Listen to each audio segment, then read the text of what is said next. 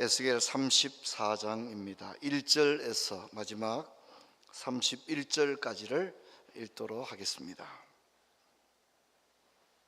제가 읽겠습니다. 여호와의 말씀이 내게 임하여 이르시되, 인자야, 너는 이스라엘 목자들에게 예언하라. 그들 곧 목자들에게 예언하여 이르기를, 주 여호와께서 이같이 말씀하시되, 자기만 먹는 이스라엘의 목자들은 화 있을진저 목자들이 양떼를 먹이는 것이 마땅하지 아니하냐. 너희가 살찐 양을 잡아 그 기름을 먹으며 그 털을 입되 양떼는 먹이지 아니하는도다. 너희가 그 연약한 자를 강하게 아니하며 병든 자를 고치지 아니하며 상한 자를 싸매어 주지 아니하며 쫓기는 자를 돌아오게 하지 아니하며 잃어버린 자를 찾지 아니하고 다만 포악으로 그것들을 다스렸도다. 목자가 없으므로 그것들이 흩어져서 모든 들짐승의 밥이 되었도다. 내 양떼가 모든 산과 높은 맷뿌리에 마다 유리되었고 내 양떼가 온 지면에 흩어졌을 때 찾고 찾는 자가 없었도다. 그러므로 목자들아, 여호와의 말씀을 들을지어다. 주 여호와의 말씀에 내가 나의 삶을 두고 맹세하노니, 내 양떼가 노략거리가 되고 모든 들짐승의 밥이 된 것은 목자가 없기 때문이라. 내 목자들이 내 양을 찾지 아니하고 자기만 먹이고 내 양떼를 먹이지 아니하였도다. 그러므로 너희 목자들아, 여호와의 말씀을 들을지어다. 주 여호와께서 이같이 말씀하시되, 내가 목자들을 대적하여 내 양떼를 그들의 손에서 찾으리니 목자들이 양을 먹이지 못할 뿐 아니라 그들이 다시는 자기도 먹지 못할지라. 내가 내 양을 그들의 입에서 건져내어 다시는 그 먹이가 되지 아니하게 하리라. 주 여호와께서 이같이 말씀하셨느니라. 나 곧 내가 내 양을 찾고 찾되 목자가 양 가운데 있는 날에 양이 흩어졌으며 그 때를 찾는 것 같이 내가 내 양을 찾아서 흐리고 캄캄한 날에 그 흩어진 모든 곳에서 그것들을 건져낼지라. 내가 그것들을 만민 가운데서 끌어내며 여러 백성 가운데서 모아 그 본토로 데리고 가서 이스라엘 산위에와 시냇가에와 그 땅 모든 거주지에서 먹이되 좋은 꼴을 먹이고 그 우리를 이스라엘 높은 산에 두리니 그것들이 그곳에 있는 좋은 우리에 누워 있으며 이스라엘 산에서 살찐 꼴을 먹으리라. 내가 친히 내 양의 목자가 되어 그것들을 누워 있게 할지라. 주 여호와의 말씀이니라. 그 잃어버린 자를 내가 찾으며 쫓기는 자를 내가 돌아오게 하며 상한 자를 내가 싸매어 주며 병든 자를 내가 강하게 하려니와 살찐 자와 강한 자는 내가 없애고 정의대로 그것을 먹이리라. 같이 읽습니다. 주 여호와께서 이같이 말씀하셨느니라. 나의 양떼 너희여, 내가 양과 양 사이에 수양과 염소 사이에서 심판하노라. 너희가 좋은 꼴을 먹는 일을 작은 일로 여기느냐? 어찌하여 남의 꼴을 발로 밟았느냐? 너희가 맑은 물을 마시는 것을 작은 일로 여기느냐? 어찌하여 남은 물을 발로 더럽혔느냐? 나의 양은 너희 발로 더럽힌 것을 마시는도다 하셨느니라. 그러므로 주 여호와께서 그들에게 이같이 말씀하시되, 나하고 내가 살찐 양과 파리한 양 사이에서 심판하리라. 너희가 옆구리와 어깨로 밀들이고 모든 병든 자를 뿔로 받아 무리를 밖으로 흩어지게 하는도다. 그러므로 내가 내 양을 구원하여 그들을 다시는 노략거리가 되지 아니하게 하고 양과 양 사이에 심판하리라. 내가 한 목자를 그들 위에 세워 먹이게 하리니 그는 내 종 다윗이라. 그가 그들을 먹이고 그들의 목자가 될지라. 나 여호와는 그들의 하나님이 되고 내 종 다윗은 그들 중에 왕이 되리라. 나 여호와의 말이리라. 내가 또 그들과 화평의 언약을 맺고 악한 짐승을 그 땅에서 그치게 하리니 그들이 빈 들에 평안히 거하며 숲을 가운데서 잘지라. 내가 그들에게 복을 내리고 내 산 사방에 복을 내리며 때를 따라 소낙비를 내리되 복된 소낙비를 내리리라. 그리한즉 밭의 나무가 열매를 맺으며 땅이 그 소산을 내리니 그들이 그 땅에서 평안할지라. 내가 그들의 멍에의 나무를 끊고 그들을 종으로 삼은 자의 손에서 그들을 건져낸 후에 내가 여호와인 줄을 그들이 알겠고 그들이 다시는 이방의 노략거리가 되지 아니하며 땅의 들짐승에게 먹히지 아니하고 평안히 거주하리니 놀랄 사람이 없으리라. 내가 그들을 위하여 파종할 좋은 땅을 일으키리니 그들이 다시는 그 땅에서 기근으로 멸망하지 아니하며 다시는 여러 나라의 수치를 받지 아니할지라. 그들이 내가 여호와 그들의 하나님이며 그들과 함께 있는 줄을 알고 그들 곧 이스라엘 족속이 내 백성인 줄 아리라. 주 여호와의 말씀이라. 내 양 곧 내 초장의 양 너희는 사람이요 나는 너희 하나님이라. 주 여호와의 말씀이니라. 아멘. 성도 여러분, 날씨가 참 견디기 힘든 그런 시기를 지나고 있지만 새로운 계절의 변화 앞에 있는 것 또한 부정할 수 없는 사실입니다.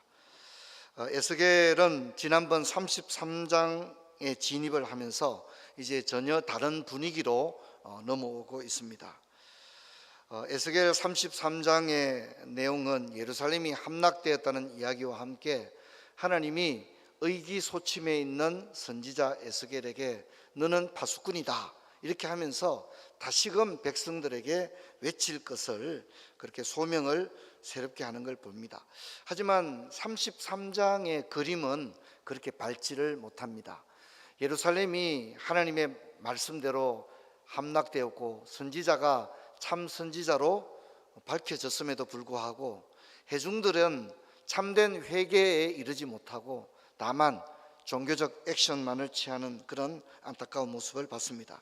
그리고 이제 오늘은 34장을 읽었는데 지금까지 1장부터 32장까지 나오지 않았던 전혀 다른 분위기의 말씀이 오늘 우리가 다 같이 읽었던 그런 메시지입니다. 마치 우리가 요한복음을 읽는 듯한 그런 느낌을 받아서 종종 성경 주석가들은 이 34장을 일컬어서 에스겔 복음 이렇게 말하기도 합니다. 마태복음, 요한복음 그렇게 말하듯이 이 34장을 에스겔 복음 이렇게 말하기도 합니다. 우리가 복음서를 보면 우리 백성들은 양으로 예수님은 목자로 그렇게 그리지 않습니까? 그래서 오늘 우리가 읽었던 이 34장의 내용이 마치 복음서를 읽는 그런 느낌을 볼 수 있습니다. 에스겔서는 지금까지 메시지가 주로 심판이었습니다. 예루살렘을 심판할 것이다. 그리고 열방을 심판할 것이다. 그런 말씀이었죠. 그런데 이제 33장부터는 이제 생명과 구원, 소망에 관한 메시지로 완전히 분위기가 바뀌는 것을 볼 수가 있습니다. 예루살렘과 열방의 심판을 선언하며 공의로 진노하시던 그 하나님의 모습은 이제 마치 우리가 몰랐던 하나님의 모습을 보는 것처럼 이제 양들을 염려하시는 목자의 모습, 가령 시편 23편에 나오는 여호와는 나의 목자시니라고 다윗이 고백했던 그 하나님의 얼굴이 이제 나오고 있는 것입니다. 하나님의 눈에 비친 이스라엘 백성들의 모습, 양떼들의 모습은 어떤 모습입니까? 34장 4절의 모습대로 그 양떼들의 모습은 연약한 자, 또 병든 자, 또 상한 자, 쫓기는 자, 잃어버린 자, 이런 모습으로 비춰지고 있습니다. 하나님의 눈에 들어온 이스라엘 백성들은 고통받는 양떼의 모습, 총체적인 고통의 모습으로 보여지고 있습니다.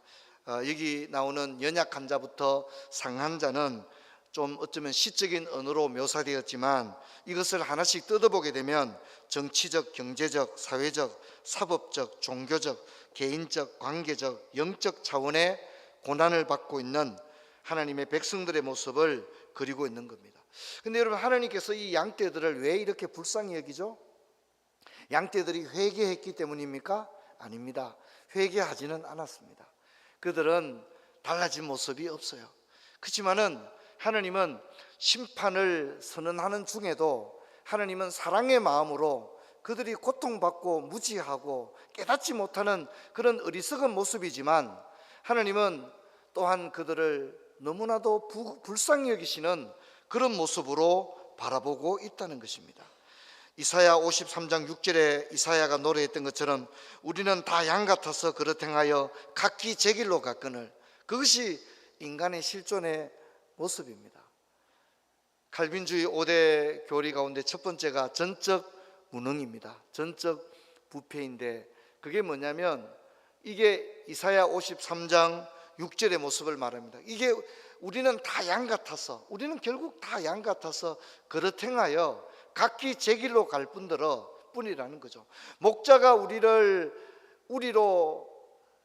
인도하지 않으면 우리는 목자를 떠나서 영영 제 길로 갈 수밖에 없는, 스스로는 하느님에게로 방향을 선회할 길 없는 그런 우리의 모습이라는 겁니다. 사람이 잘난 것처럼 보이지만 스스로 구원에 이르기 위한 그 어떤 효력 있는 행동을 할 수 없는 존재, 그것을 전적 무능, 전적 부패라고 하는 겁니다. 물론 우리가 능력이 없는 건 아닙니다. 우리도 때로는 도덕적 행동을 합니다. 내가 생각해도 야, 참 내가 대단해 이렇게 어깨가 으쓱할 정도로 그렇게 행동할 때가 있죠. 하지만 우리가 도덕적 행동은 할 수 있지만 구원을 위해서 우리 스스로 어떤 행동을 할 수 있는 능력이 없다는 겁니다.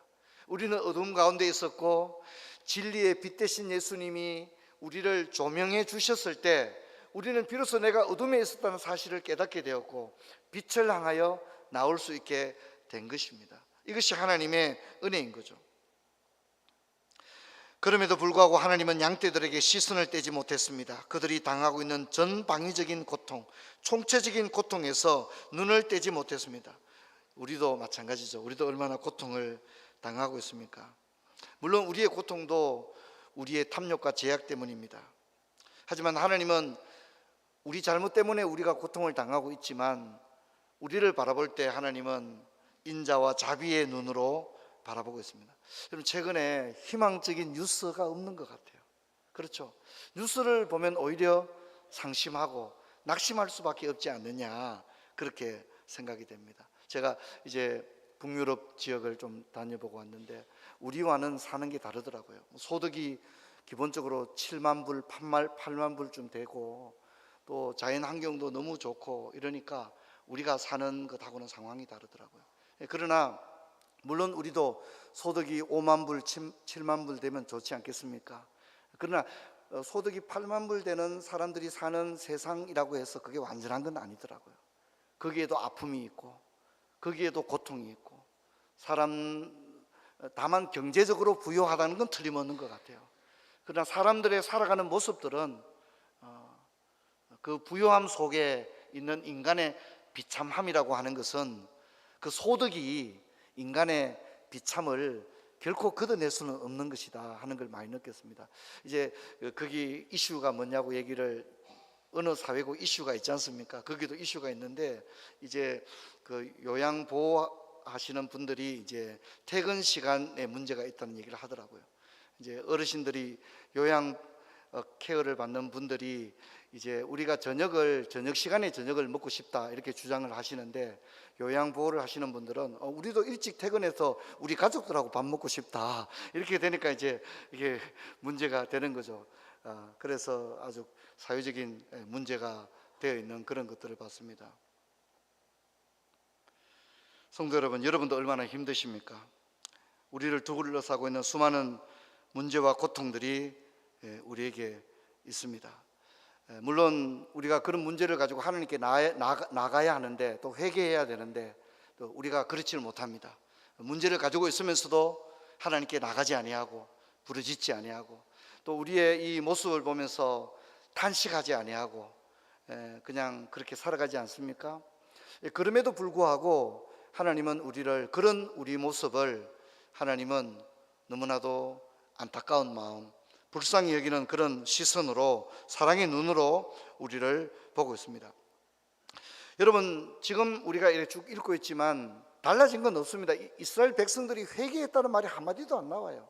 그런데 하나님께서는 그들을 사랑의 눈으로 보고 있었다는 겁니다. 그런 놀라운 선언을 하고 계시는데요, 우리 34장 6절을 보면 내 양떼가 온 지면에 흩어졌도다 이렇게 얘기합니다. 자, 그 양떼들을 하나님이 뭐라고 말한다고요? 내 양떼들이다 이렇게 말한다는 거예요. 내 양떼들이다 이렇게 말씀하고 있다는 겁니다. 여전히 회개하지 않는 유대인들을 향해서 진노를 쏟아부으시고 심판을 선포하시던 하나님께서 그들을 내 양이다, 내 양떼들이다 이렇게 말씀합니다. 여러분 6절부터 10절에 내 양이다, 내 양떼라는 말이 무려 6번이나 반복되고 있습니다. 그리고 11절부터 마지막 31절까지도 내 양이다, 내 양떼라는 단어가 무려 7번이나 더 나오는 걸 볼 수 있습니다. 하나님께서 계속 강조해서 저렇게 타락하고 교만하고 도무지 회개하지 않는 저들을 향해서 뭐라고 말한다는 거죠? 내 양이다, 내 양떼들이다. 그것을 수없이 반복하고 있는 그런 모습을 보게 됩니다. 이렇게 양떼들이 유리하며 고통받게 된 이유를 지적을 하고 있는데 그것이 목자들 때문이다 이렇게 말하고 있습니다. 34장 2절을 보면 이스라엘의 목자들은 화 있을 진저 이렇게 말합니다. 이 양떼들이 이렇게 유리하고 또 고통받게 된 이유가 지도자들에게 있다는 겁니다. 목자들은 양떼를 돌보기는커녕 살찐 양을 잡고 그 틀을 입으면서 양떼를 정작에는 돌보지 않았다. 하나님께서 그렇게 평가합니다. 그 결과 양떼들은 마치 목자가 없는 것처럼 흩어져서 들짐승의 밥이 되어버리고 유리하며 빈민하게 되었다. 그렇게 얘기합니다.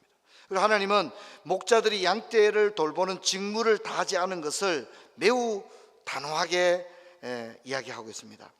10절을 보게 되면 내가 목자들을 대적하여 내 양떼들을 그들의 손에서 되찾겠다 이렇게 이야기를 하고 있습니다.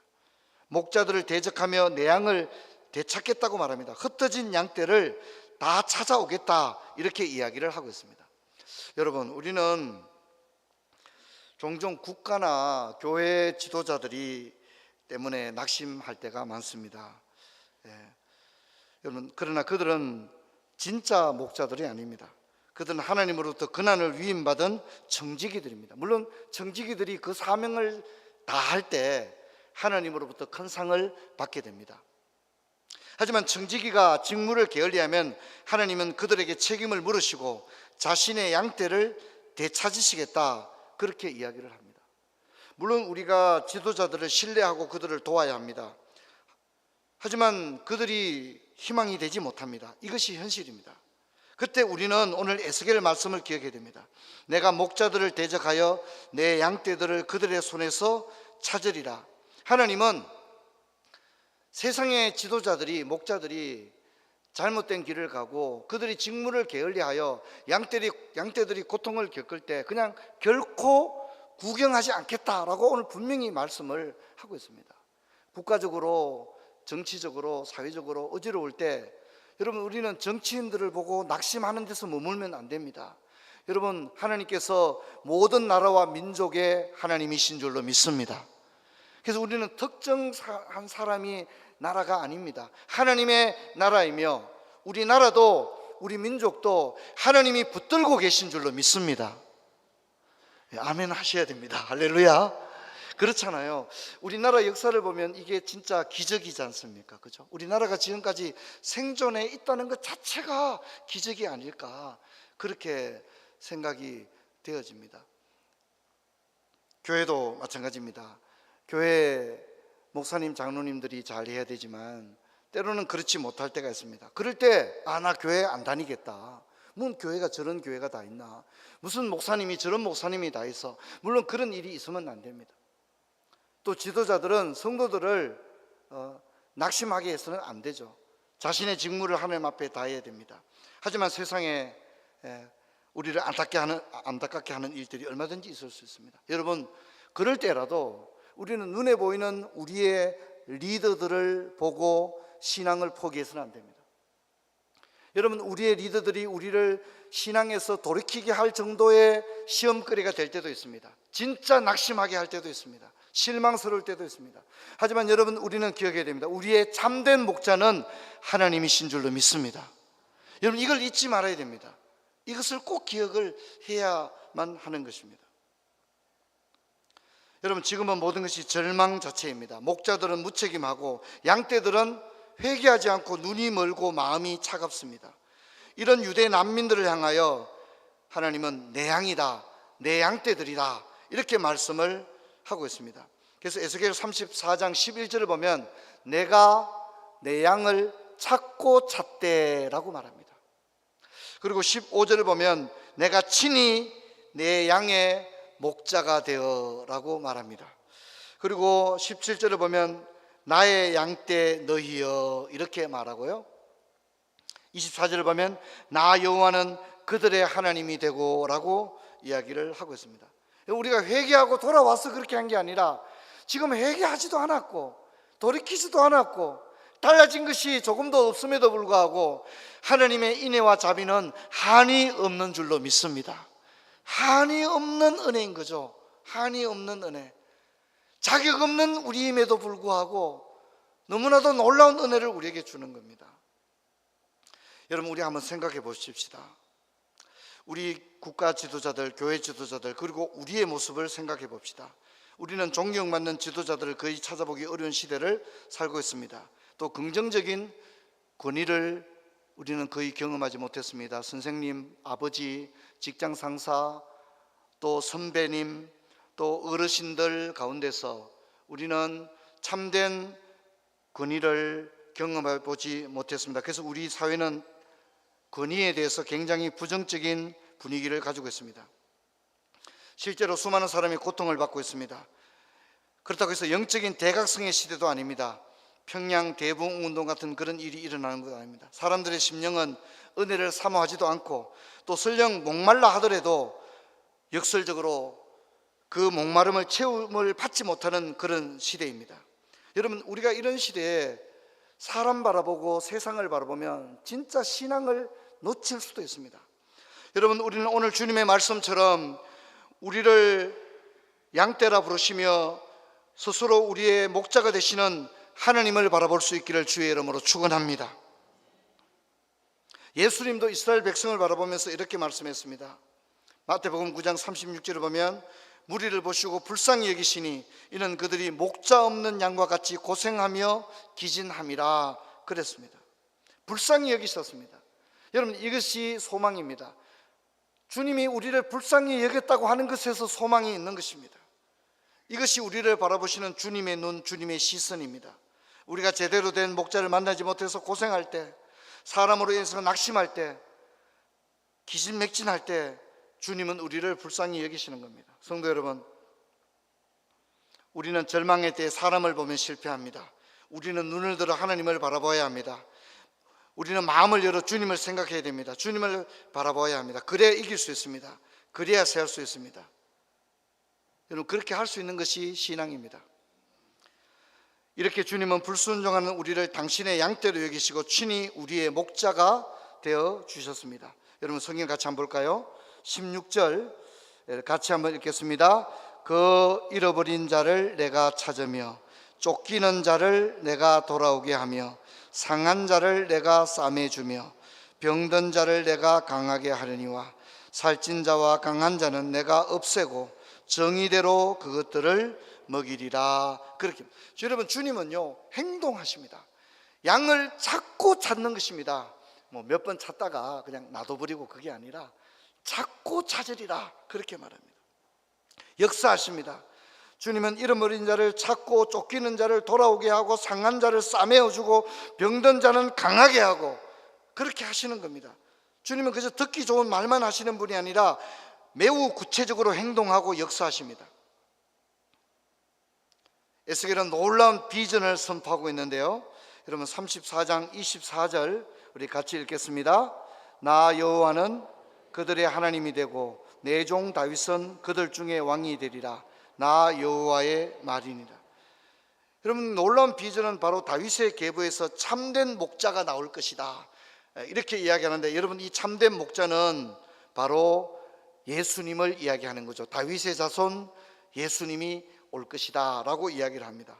여러분, 이 말씀은 이사야, 예레미야, 아모스, 호세아, 스가랴에도 동일하게 다윗의 족속에서 참 목자가 나올 것이다 이런 예언이 반복되고 있는 것을 볼 수 있습니다. 여기에 희망이 있습니다. 예수님만이 참된 목자이신 줄로 믿습니다. 여러분, 우리가 다른 것 때문에 낙심하다가도 참된 목자이신 예수님 때문에 다시금 힘을 얻을 수 있어야 그것이 올바른 신앙이 되는 것입니다.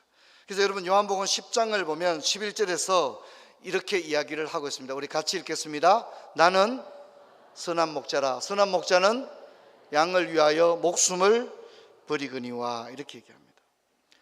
선한 목자가 목숨을 버린다는 얘기는 결코 그냥 아름다운 노래 가사가 아닙니다. 자신을 버림으로써 우리에게 생명을 주신다고 하는 최상의 사랑이자 최고의 행동입니다.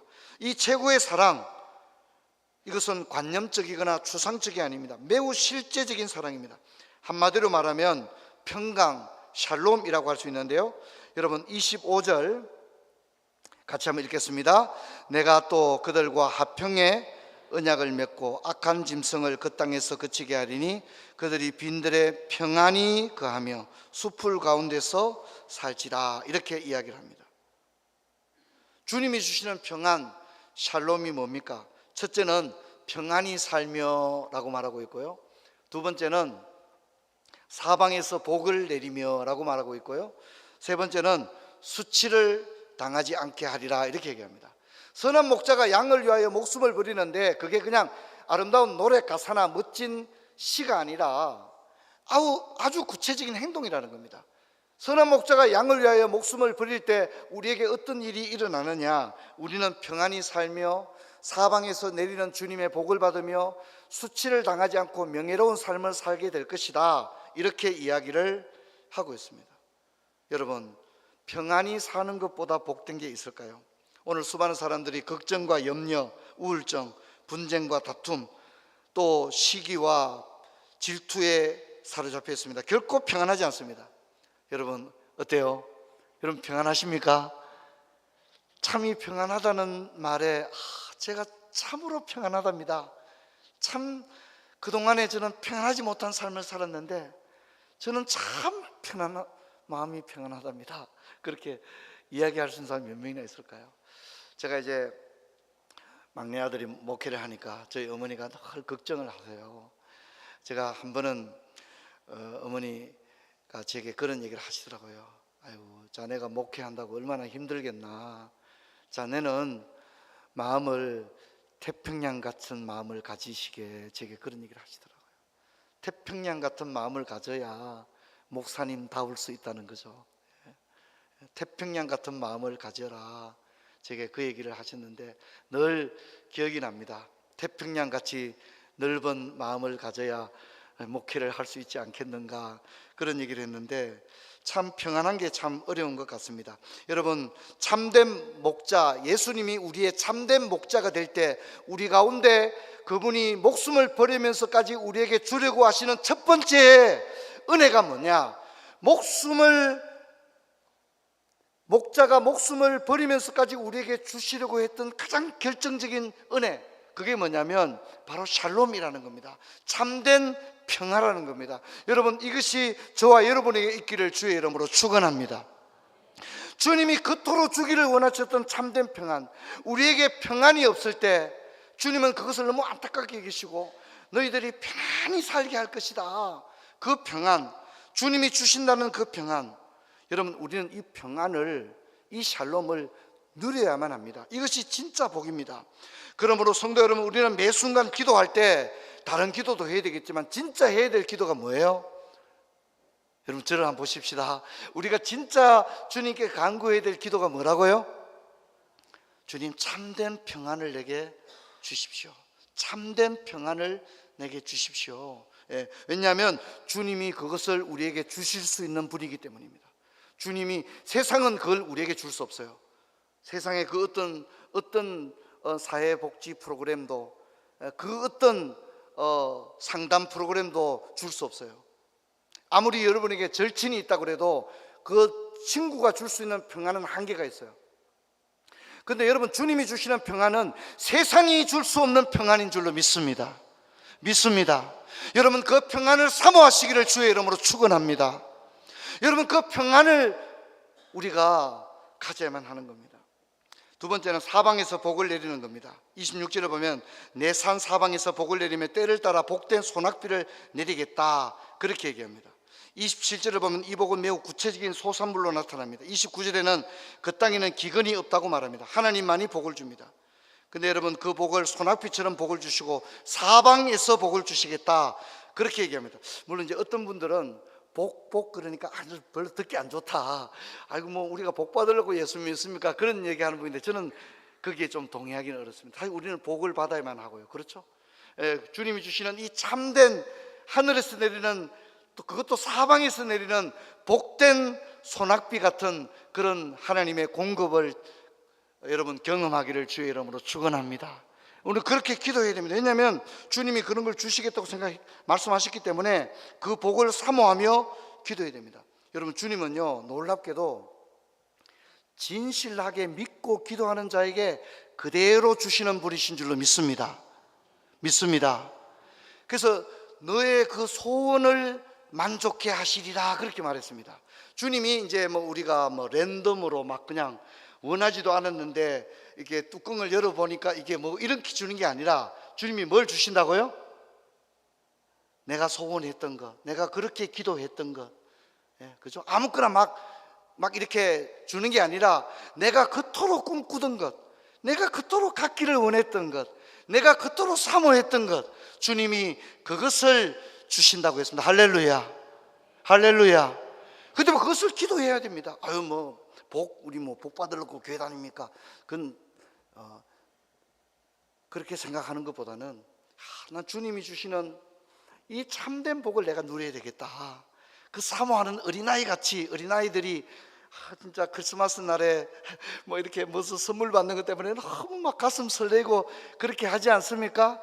그런 마음으로 하나님의 은혜를 사모해야 합니다. 마지막으로 수치를 당하지 않는 것입니다. 25절을 보면 악한 짐승을 그치게 하겠다. 특별히 27절이 중요한데요. 멍에의 나무를 다 꺾어버리겠다 그렇게 합니다. 여러분 우리를 얽어매었던 모든 멍에들을 그 나무들을 다 꺾어버리고 우리를 괴롭히던 악한 짐승들을 완전히 다 몰아내겠다 그렇게 이야기를 합니다. 그래서 우리로 당당하게 살아가게 하고 우리의 이름을 높여주고 우리의 얼굴을 빛나게 하겠다 그렇게 이야기를 합니다. 우리 한번 따라합시다. 평안히 살며 사방에서 복을 내리며 수치를 당하지 않게 하며, 이것은 주님께서 내가 너희들의 목자가 되리라, 내가 너희들의 목자가 되겠다고 하시면서 약속하신 세 가지의 복을 이야기하는 겁니다. 내가 너희의 목자가 되면 너희들을 그냥 버려두지 않겠다, 방치하지 않겠다, 내가 너희들에게 이런 은혜를 주겠다라고 이야기를 하고 있는 겁니다. 내 목장의 양 너희는 사람이요 나는 너희의 하나님이라고 말씀하시면서 우리는 주님의 양임을 다시 한번 우리에게 깨닫게 합니다. 여러분 마태복음 11장 28절로 30절을 보면 수고하고 무거운 짐진 자들아 다 내게로 오라, 내가 너희를 쉬게 하리라. 나는 마음이 온유하고 겸손하니 나의 멍에를 메고 내게 배우라. 그리하면 너희 마음이 쉼을 얻으리니 이는 내 멍에는 쉽고 내 짐은 가벼움이라 하시니라 라고 말합니다. 성도 여러분, 얼마나 수고하고 얼마나 그 짐이 무거우십니까? 때로는 얼마나 힘들고 살아가는 것이 고통스럽습니까? 사람을 바라보고 세상의 지도자들을 바라볼 때 낙심이 되지 않습니까? 때로는 내가 힘들게 붙들고 있는 이 신앙의 끈마저도 때로는 이게 무슨 내게 의미가 있을까 싶을 정도고 있지 않습니까? 그러나 여러분 오늘 기억하시기 바랍니다. 주님이 참 목자이신 줄로 믿습니다. 그리고 주님이 주시는 이 참된 은혜를 누리시는 우리 성도님들 다 되시기를 주의 이름으로 축원합니다. 자리에서 일어나겠습니다. 아버지 하나님, 은혜와 사랑을 감사합니다. 오늘 우리가 세상의 지도자들을 바라보면 무책임하게 자신들의 직무를 감당하지 못해서 백성들이 고난을 당하고 양떼들이 어려움을 겪습니다. 이런 상황을 보시면서 주님이 내 양떼를 내가 되찾으리며 내가 친히 그들의 목자가 되리라고 하시면서 그들을 평안히 살게 하며 사방에서 복을 내리며 수치를 당하지 않게 하리라고 말씀하시는데, 주님만이 참된 목자임을 저희들이 고백하며 이 험한 세상에서 주님을 바라보고 승리하는 그런 저희들 다 되게 하여 주시옵소서. 주 예수 그리스도 이름으로 기도하옵나이다. 아멘.